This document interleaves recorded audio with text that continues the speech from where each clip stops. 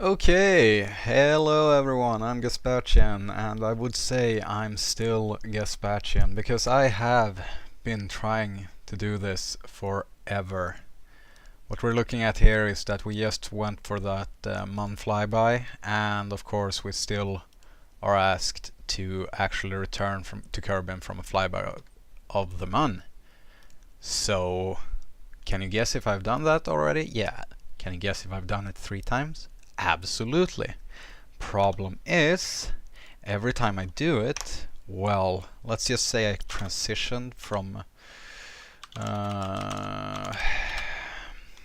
one version of OBS to another, and it turns out the settings, they sort of don't carry over as well as I hope to. So I have been fidgeting with that for ages because I keep on getting stutters, I keep on not getting the correct capture format and all of that. So having done this mission multiple times, having recorded it and just lost the footage over and over, I'm starting to feel very sick of it. I have never failed the mission. We haven't killed Bob yet, who is... oh wait, that's the completely wrong button to be pressing. Well, Bob, obviously, is the one we'll be sending up.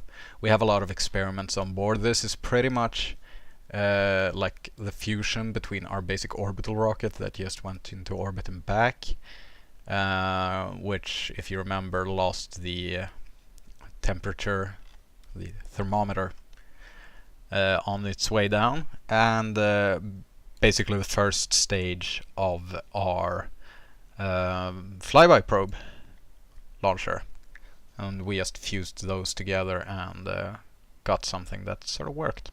Well, we added this Terrier liquid fuel engine, which of course was also on the Munich, because good vacuum performance, low mass, it's not the best engine we'll have by the end of this 2-part episode, I figure. I've sort of looked over how long this is going to take.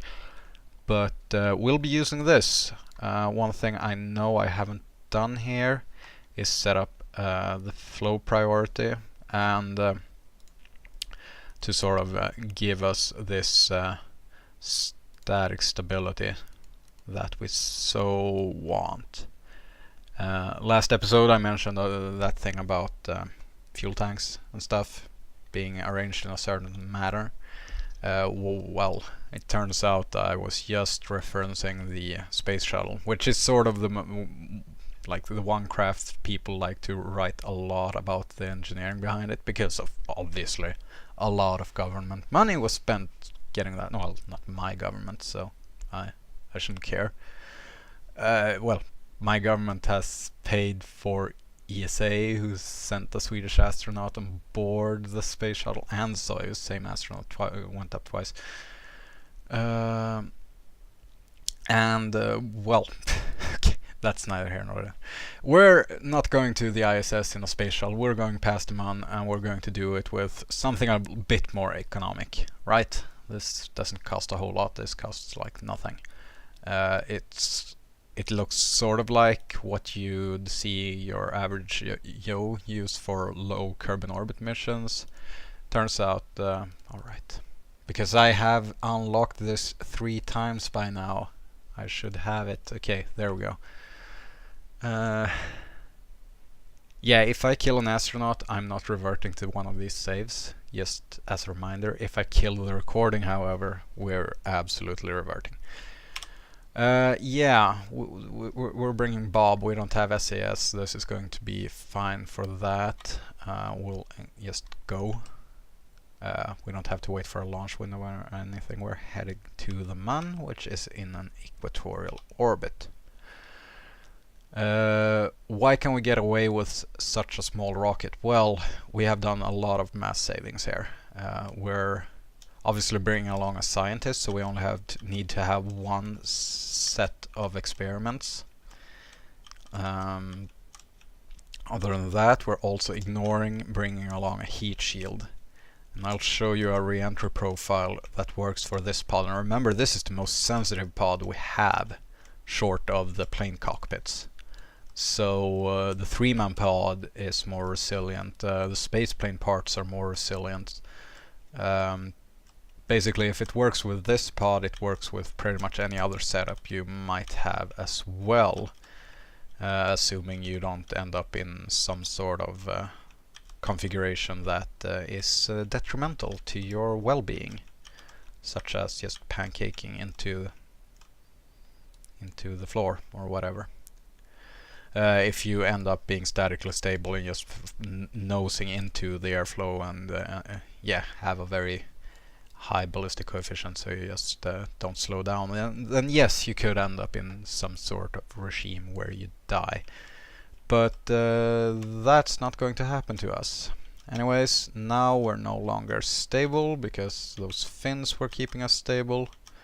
So we'll have to manually pilot this. I'm trying to keep the prograde marker at 90 degrees to keep us as coplanar with the man as possible. We can in fact look how we're doing in that regard. We have targeting. I unlocked that between episodes. One thing I haven't unlocked in this save, I know, because I remember I forgot it last time and I haven't really done anything. When I reloaded this between the episodes save, in case I would get another video crash, which I did.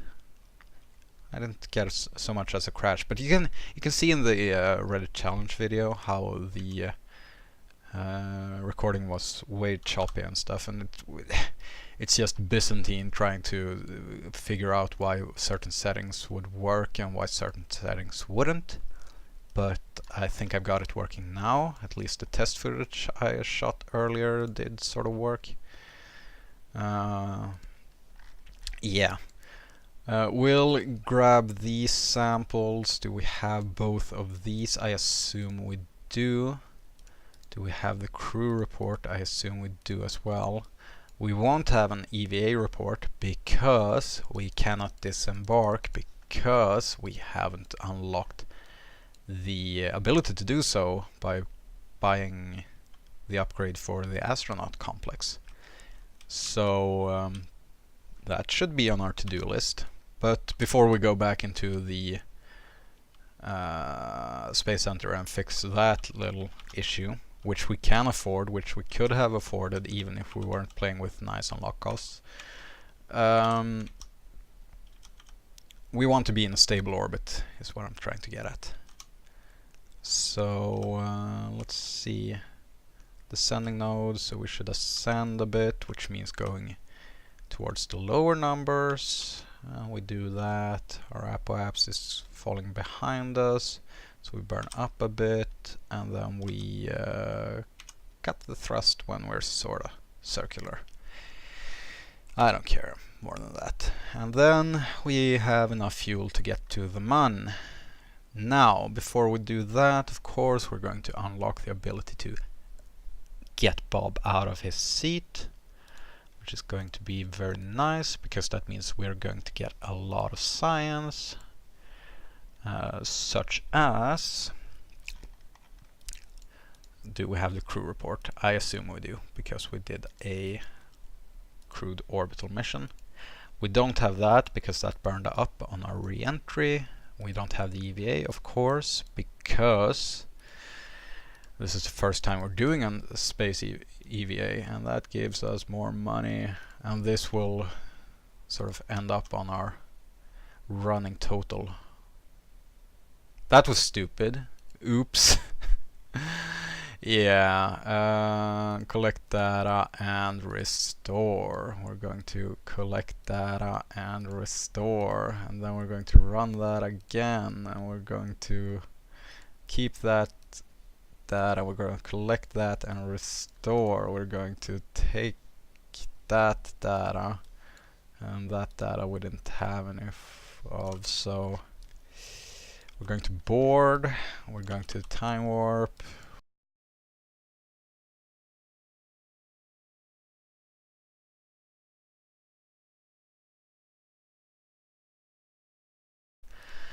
we'll be heading to some other orbit rather than this circular equatorial one. We'll get into a transfer orbit. We'll burn something like this, and we're setting us up for a free return trajectory, which means we'll be coming in on the front side of the Mun and be flung back.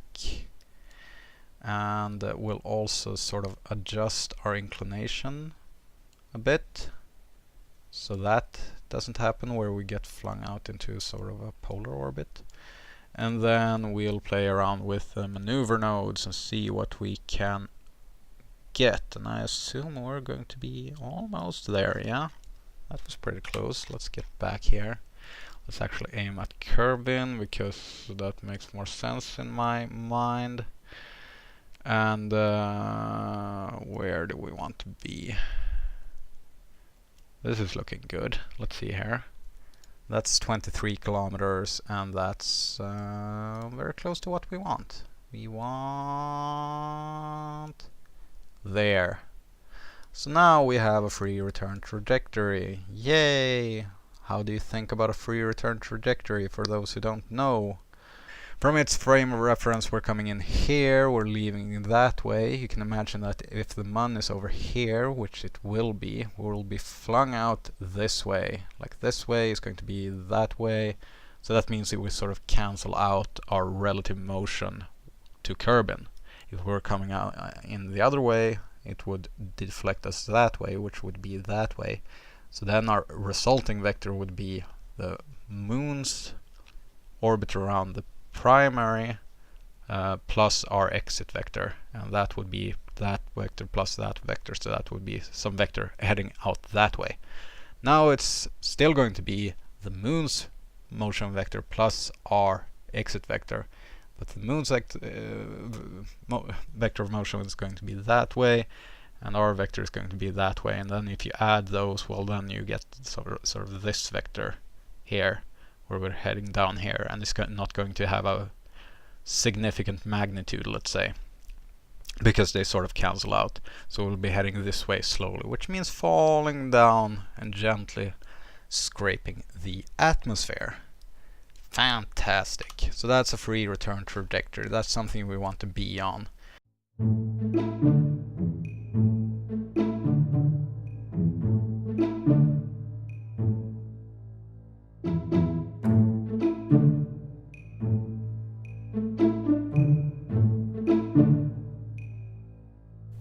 I assume we'll need some sort of correction because we mistimed that burn by quite a bit. But the primary thing here is that we want that to be there. Okay, no, actually this is looking fairly well, because the changes are going to be larger the further along the orbit we are.